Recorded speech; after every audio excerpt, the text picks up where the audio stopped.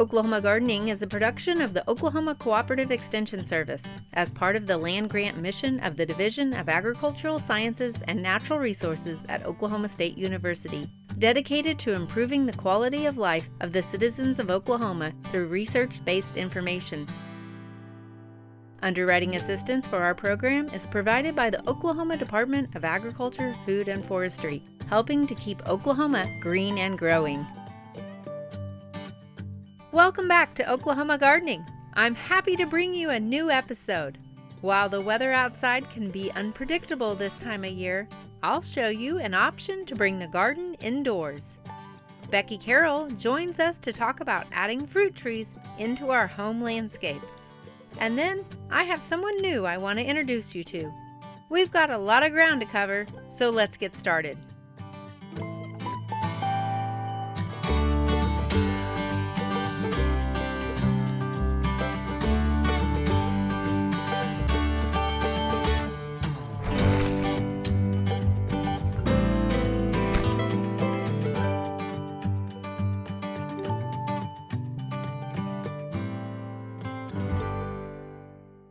Gardening really is versatile and can be adapted towards any lifestyle. The industry is actually making it easier to bring your vegetable garden right into your home and into your kitchen. And not only does this allow for more convenience, but it's actually been proven that bringing plants into your home living space will improve your mental health as well. So today we wanted to take a look at one of the smaller growing kits that you can bring into your kitchen countertop and grow some of your own fresh greens. We thought we would spend our money before you spend yours to kind of check out this product. Now this is the smaller version of this, but they start around $70. And for $70, what you get is this kind of tabletop station here.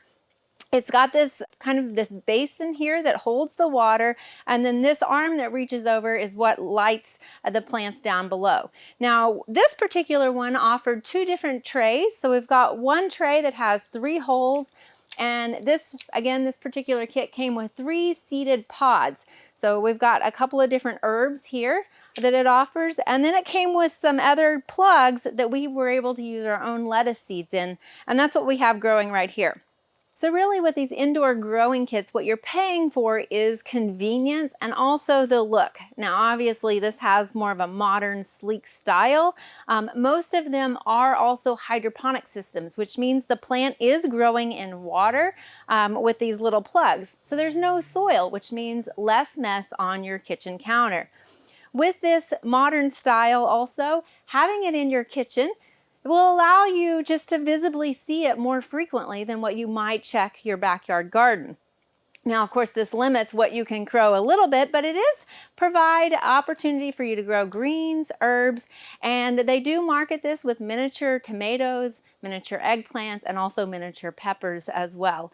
And again, you can't get more convenient with this kit because it has everything that the plant needs, including the light that's right up here. This is equipped with an LED light that has kind of the red and blue light waves on it. This also expands up to about 14 inches as those plants grow. Now, as far as the footprint on your counter space, again, this one's a smaller one and it's only going to be about 12 by 3.5 inches. So not too much counter space that you're dedicating to this. Now, these plants were started about 2 weeks ago, so you can see how quickly they've germinated. And again, depending on which species of plant you put in here, will vary when you can harvest it. If we were after microgreens, we could harvest these a little bit sooner, but if we're wanting a full salad mix, then we're going to need to wait for a little bit longer. Again, with convenience, one of the things you need to think about is not only light, but also watering and fertilizing your plants. So it has all of these reminders on there to notify you when to do this. There's a little light up here that will blink and flash every 2 weeks, reminding you to add some liquid feed that it comes with right here. And it tells you exactly based off of your kit how much fertilizer to put in there. So we just put 2 capfuls into this little reservoir.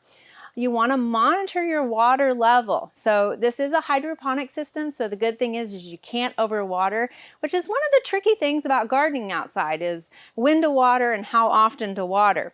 This has a see-through front face here, so you can kind of check your water level there. But also, again, if you do happen to forget to water your plants, what it will do is it will turn off the light for you, again, signaling to you, hey, you need to check the water level. But there's actually sort of some science behind this. If the light shuts off, the plant won't photosynthesize as much, therefore it won't require quite as much water, therefore buying the plant a little bit extra time before the watering issue becomes detrimental to it. Now, the light that we have here is an LED light system, which means it's a low energy light, so you don't really have to worry about it burning out too quickly. And it's really going to provide the right wavelength that those plants need as well. It will run for 15 hours regularly, so you can set that whenever you want it to run. It doesn't actually matter to the plant, so if you wanted it to run during the night, you could even use this as kind of a night light or ambient light in your kitchen as well.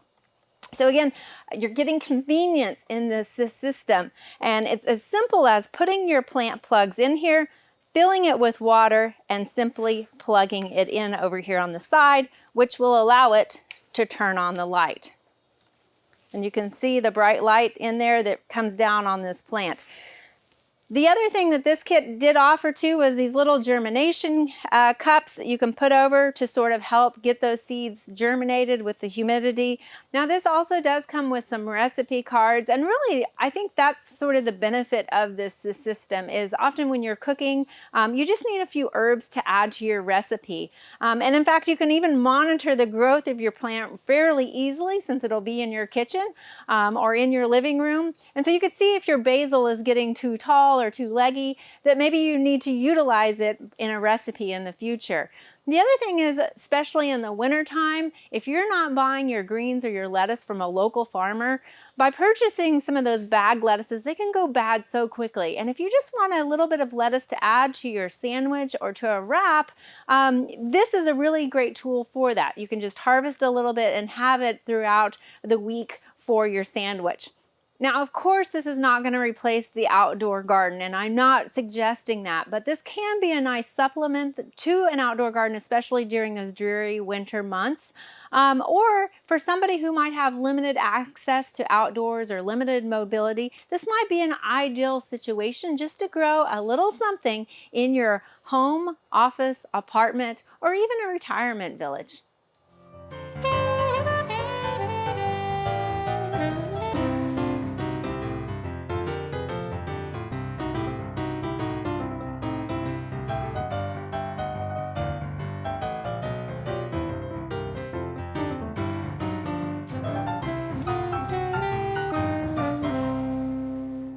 Today we are here at the Cimarron Valley Research Station in their fruit orchard, and we are joined by Becky Carroll, who is our fruit tree extension specialist. Becky, I know a lot of times this time of year people are looking to add fruit trees into their backyard. Tell us a little bit about some advice you might give that first time grower. Well, the most important thing is make sure that you're buying something that is adapted for your area.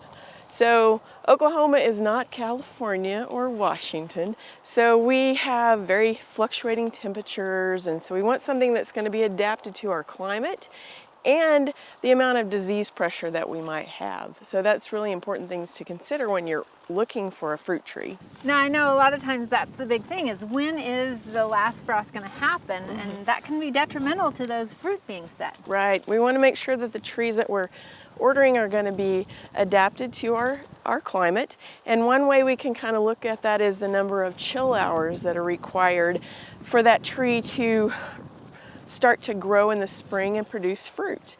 And so a chill... You're talking about the winter hours, yeah, right? The cold temperatures. And it has to be between 32 degrees and 45 to 50. There's a couple of different models. But the number of hours after they go dormant, we accumulate those hours when they're between that 32 and 45, and those numbers we accumulate to see how many chill hours these trees might need. And in Oklahoma, we range from about 800 chill hours that we normally get in the southern part to maybe 1,000 or 1,200 hours in the northern part of the state. And then some of these trees are going to be low chill varieties or higher chill varieties. And you think of things like apples and pears and cherries that are grown in the northern states that do really well up north. They usually have a higher chill hour requirement. So they need more cold temperature in order to set that fruit. Right. And if it can't be too cold, because that doesn't count. It has to be above 32. Okay. Now if we get above 60, it starts to take away some of those hours. It actually subtracts. Yes, it will take away our chilling. So if we ended up with a really warm February, we might lose some of that accumulation that we had gotten earlier. Okay. So it kind of can get complicated if you're trying to buy fruit trees, but I know some companies make it a little bit more simple. Oh yeah. By just enter your zip code and we'll recommend certain varieties for you. And it's also by zone. Okay. And so most of Oklahoma is going to be in zone 6 and 7. And so just know where you are in the state and then find those trees that are going to fit. But like you said, some you just put your zip code in, they say these are the trees that are going to work for you. Are there any that you probably should avoid? Like if it says Texas or Florida, should we avoid some of those southern states? Those have been bred to do well in those areas without a lot of chilling. Okay. And so if you see something that says Texas Star or Gulf something or Florida Sweet, those are probably going to be low chill varieties. When we plant those here in Perkins, in the central part of the state, they may meet all their chilling requirements before February, get a couple of nice warm days, and they start to bloom or even leaf out. And so, which means if we have another freeze that comes through, you've lost your crop. Right. And sometimes you can even have tree damage, because if they're actively growing, you can have wood damage to those trees as well. Okay. So it's best to stay away from those. And that's applicable to most of your fruit trees? Most fruit trees are going to have a different amount of chilling needed. Okay. So things like figs and pomegranates, they just need to lose their leaves and they're ready to start growing again. And so that's why a lot of the time our figs die back to the ground every year, because they don't actually ever stop growing. They just start accumulating those hours and when we get warm, they start growing again. Right. And so if they're actively growing and we get temperatures that are below about 17, they're going to die back to the ground. So what about that backyard gardener who might live in an urban space that, is very limited on space available for a fruit tree? Well, they might consider they need to be careful, because if they're planting things like pears or apples, some cherries, and plums even, they may need 2 trees for cross-pollination. Now, it just doesn't mean you can plant 2 Golden Delicious and have pollination. You have to have 2 complementary varieties that flower at the same time. Okay. And so most of the time the catalogs give you a good idea of what is going to pollinate each other. So they give you some help there. So if you have limited space, you might consider growing something that's a columnar type of apple, has short spur growth instead of long shoots, and so it stays more upright and it doesn't spread out very much. Or you might look at a dwarf apple tree. These are some of the dwarf types. We have some semi-dwarf, but you can keep them at a size that's manageable with your pruning. Okay.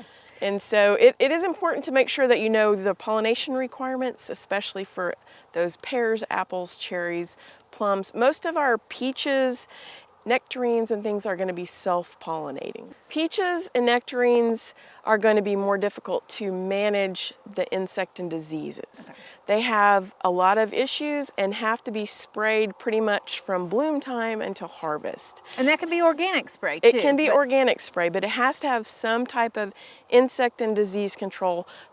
We start disease control on peaches at bloom time and then introduce our insecticides at petal fall. So we're avoiding spraying those pollinators. Okay. But it has to be continued every 10 to 14 days until harvest. So it's a big investment of time. Yeah, okay. Well, what about sourcing these trees? I mean, what size should we be looking for? Because I know they vary from anywhere from a whip that you get in a box or a little sack to something that's already over our heads and in a container. Well, I like to invest in those smaller trees if possible. And I like to order my fruit trees from a nursery that specializes in fruit tree production. They're going to have the best quality, they're going to have the best varieties, and know what they're selling you. So they can provide you some assistance in what's going to work best as well.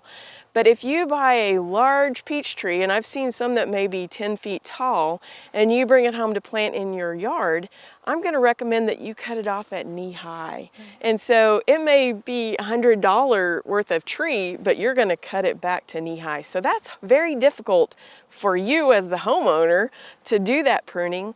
But if you don't get the structure set, especially for peaches and a lot of those prunus types, you're never going to have enough sunlight or airflow through those trees to help with the disease problems. And not only are you losing a lot of your investment that you just paid for, but also it's usually a larger diameter that you're cutting versus some of those smaller whips. Yeah, if I can, I will order about a 24-inch whip tree. Plant that, especially for peaches, and it will catch a larger tree in year 3 when it starts producing. Right. So they have better adaptability, better transplanting, and it's just going to be easier on your pocketbook and your heart when you have to do that pruning to it as well. Well, I know this is kind of the time that people are starting to order. So what do you do once we get those in? I like to have my trees delivered about the time that I'm ready to plant. And I like to plant about mid-February to early March. And so I got in a box of trees just the other day, and I'm not really ready to plant just yet. Now, if you get them in early and you're ready to plant, go ahead. But if you're not ready to plant, I'm gonna show you a way to kind of tie them over until you're ready to get them in the ground. All right, let's go take a look. Okay. So I've got the order box that I received last week. And so whenever you get them in before you're ready, you want to make sure you open them up, make sure there's enough moisture in there, because if they're too dry, you're going to have trouble with their survival.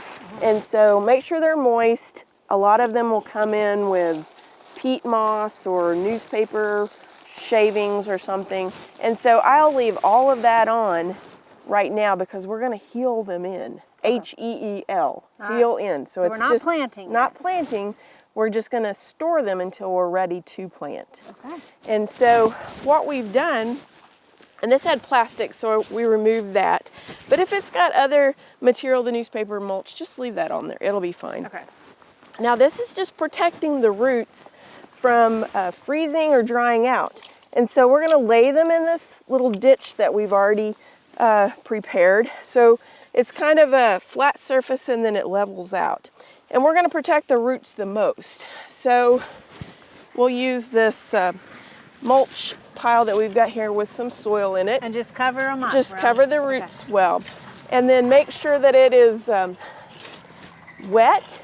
Right now we're kind of in a drought, so we want to make sure that we keep this moist while we're keeping them healed in. And if the trees actually came in a little bit dry, would you want to soak those before? Yeah, I think so. Soak them for a few hours before they are placed in the hole here. And that goes for before you plant as well. You Right. would want to make sure that they are have a lot of moisture. And Now, how far up do you go? Just where the well, crown you can would be? cover the rest of it with mulch if you'd like, but the most important thing is just make sure that it's tight with no air pockets in here, so it protects those roots. I mean, it looks pretty rough. I know, you're just stepping on it. But it's really not going to hurt them.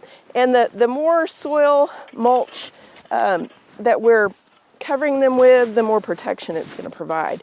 Now, we really want these to stay dormant until we plant them. And so that's another reason we could cover them completely over. Okay, so basically we're just laying them down. They're not going to start rooting in here or anything like Now, that. if you leave them, they will. Okay. But we want to just keep them here until we're ready to plant, which is going to be in just a couple of weeks. Okay, so it just buys us a little time Yep. until we have that perfect spot figured out. Yep. All right, well, thank you, Becky, for this little introduction into Sure. backyard fruit trees. And I know there's a lot more to be known about this, so we will catch up with you again later. All right, thank you.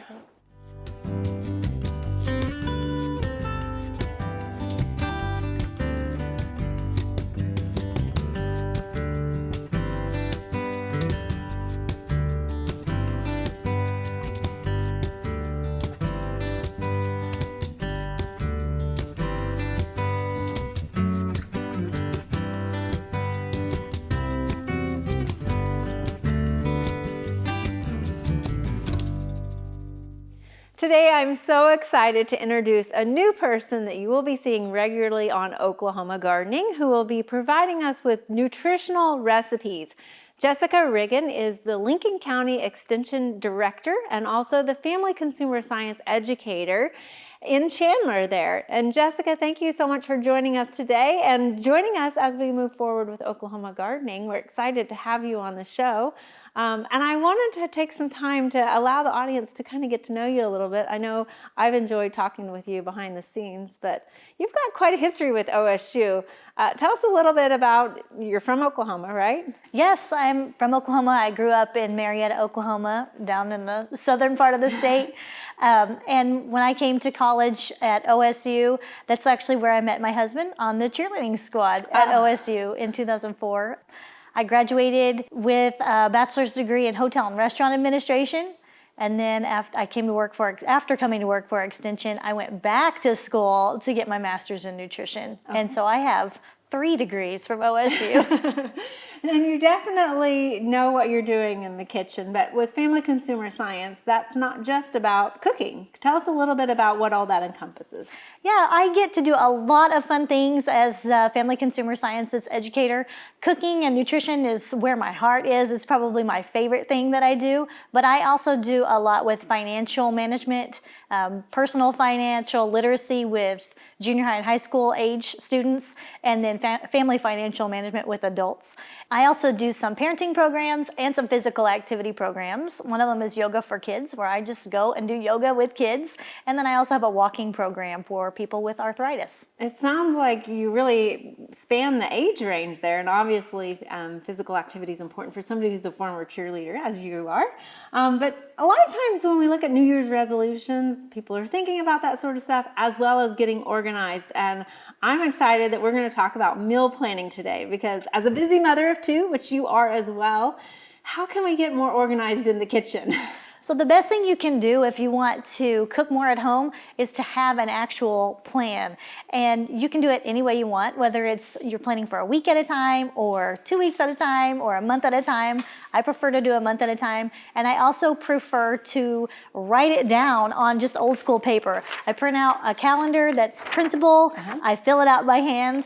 But there are also smartphone apps that you can download. You just have to search for one that you think works for you. There are some that as you fill out your menu and put in your recipes, it generates a grocery list. But those do cost money, and I don't have any good recommendations on a good one versus a bad one, because like I said, I really like to do it by hand, and then I just put this on my fridge and I can look at it anytime. And then obviously you make your own grocery list off of what you've decided. Right. I put my grocery list in my phone using just a list app that came with my phone, and I just go from there. So how do you organize? I mean, again, looking at a blank calendar, like something like this might be intimidating for me. Like, where do I start? Am I thinking Italian, pizza, beef? What is it? How do you go filling this in? So the way that I like to fill this in is using a formula, giving each day of the week a different theme. So I have more time to cook on Sunday nights, so I'll do a bigger dish that takes a little longer that's going to generate some leftovers. So I call that Big Supper Sunday. And then right now, our evening activities on Mondays are really hectic. So I do a slow cooker meal on Mondays, so I can kind of just set it and forget it. And whatever time you get home, it'll be ready then. Right. Awesome. And on Tuesdays, we have soup nights. On Wednesdays, I take those leftovers from Sunday and I turn them into something else. And I call that make overnight. You could call it planned overnight. You could call it cook once and eat twice night, but I call it make overnight. On Thursdays, I always do leftovers. By Thursday, I'm just kind of worn out from the week. And so we do leftovers, but we probably have a selection of leftovers at that point too, maybe. A lot of times we do have a few things to choose from. Probably not everybody can have the same thing. Right. But we try to use up all the leftovers, and we'll have dessert too. Okay. And then my Fridays and Saturdays change back and forth. Right now on Fridays, we're doing a sheet pan supper night so that everything gets cooked on the same sheet pan. I cover it in foil, and then I don't have to do any dishes. You don't want dishes on Friday night, right? And right now we're trying a new thing in our house where Saturdays is kid cook night, where my 2 girls get to take turns cooking with me or my husband and learning how to make a new dish. Well, Jessica, I love that idea of kind of evaluating your personal schedule as to how much time you might have in the kitchen from night to night. Are there any more time-saving tips you might have for us? Well, I could do a whole segment on kitchen time-saving tips, but one quick one would be smaller pieces of food cook faster. Oh. So if you wanted to cook a chicken breast, if you cut it up into bite-sized pieces, it's going to cook a whole lot faster than leaving it whole. That makes sense. Well, I love your energy, and I'm so excited to have you on the show with us. And it sounds like you've got a lot more ideas for future segments for us. And so we look forward to seeing Jessica on the show as we continue through the season of Oklahoma Gardening. There are a lot of great horticulture activities this time of year. Be sure and consider some of these events in the weeks ahead.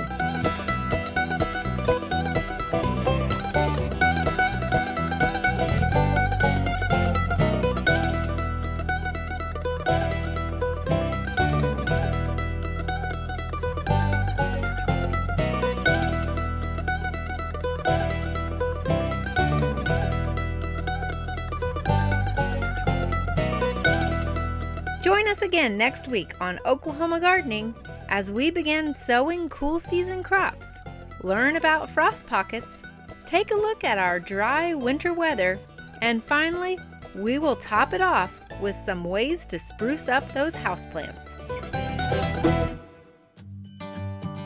To find out more information about show topics as well as recipes, videos, articles, fact sheets, and other resources, including a directory of local extension offices, be sure to visit our website at oklahomagardening.okstate.edu.